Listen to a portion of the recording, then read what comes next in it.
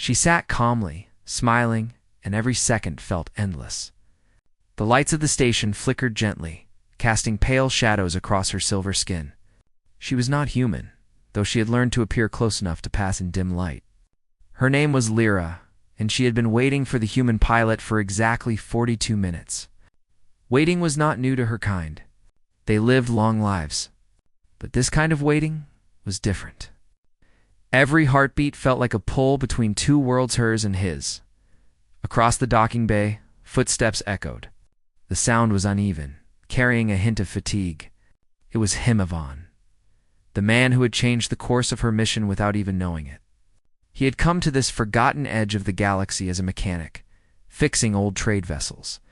But to her people, he was something far more, a human who could feel empathy for those labeled as enemies. Lyra stood slowly, her smile never fading. "You came," she said softly, her voice carrying a calm warmth that made the air feel still. Evan hesitated near the threshold. He looked tired but curious. The last time they met, she had been injured, her blood glowing faintly as it touched the ground. He had saved her then.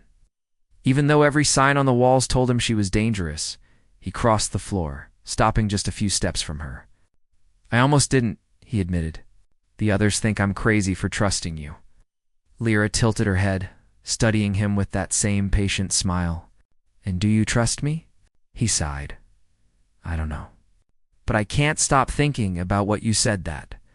The war was never about hate but fear." Her eyes brightened, a shimmer of violet rippling through the silver. "Fear drives every species. But you humans, you have a strange courage. You fear, yet still you reach out." Silence fell again, heavy yet gentle.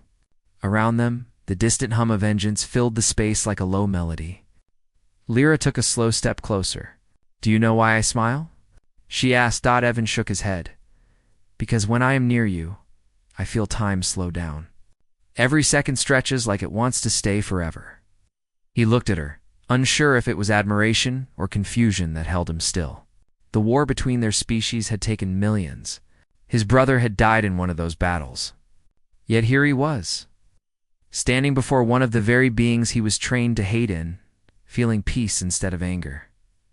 She noticed the small scar on his neck, the mark of the fleet implant. Her hand rose slightly, hesitant but gentle. "May I?" she whispered. He gave a slow nod.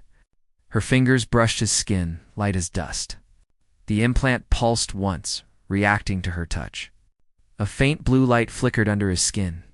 He winced, then gasped softly as a surge of warmth spread through his chest. "What did you do?" he asked. "I silenced the beacon. They can no longer track you. You are free for now." Stepped back, shocked. "Why would you do that?"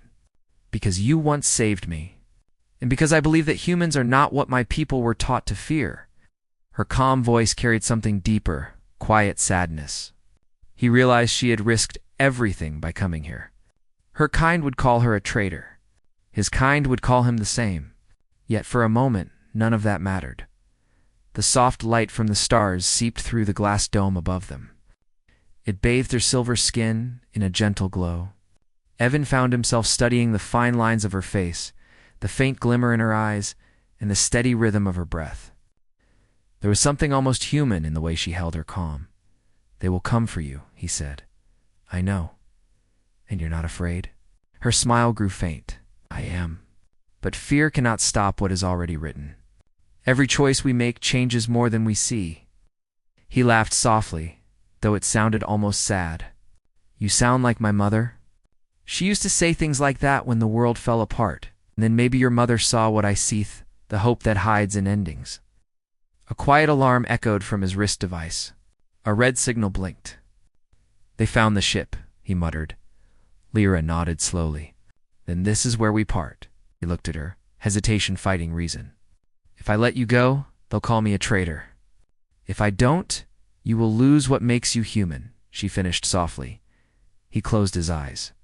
When he opened them again, she was still smiling, the same quiet smile that had started this strange bond. He took one step forward and placed his hand over hers. For a long second, nothing moved. The station hum faded, the alarms became distant. Only the warmth of that brief touch existed. "Where will you go?" he asked finally. "Beyond the border. To the place where the stars change color?" "That sounds peaceful." "It is, if you believe in peace." She turned, walking toward the docking corridor. The light followed her like a tide, each step slow and graceful. At the edge of the gate, she paused and looked back. "Evan, if you ever come there, look for the one who sits calmly and smiles." He wanted to say something, but words failed. The gate closed with a soft hiss, and the silence that followed was deeper than any he had known. He stood there, watching the stars shift through the dome. Every second felt endless again, but now it was because she had taken a piece of time with her, on the other side of the stars. Lyra sat in the pilot seat of a small vessel. The engines hummed gently, guiding her through the empty dark.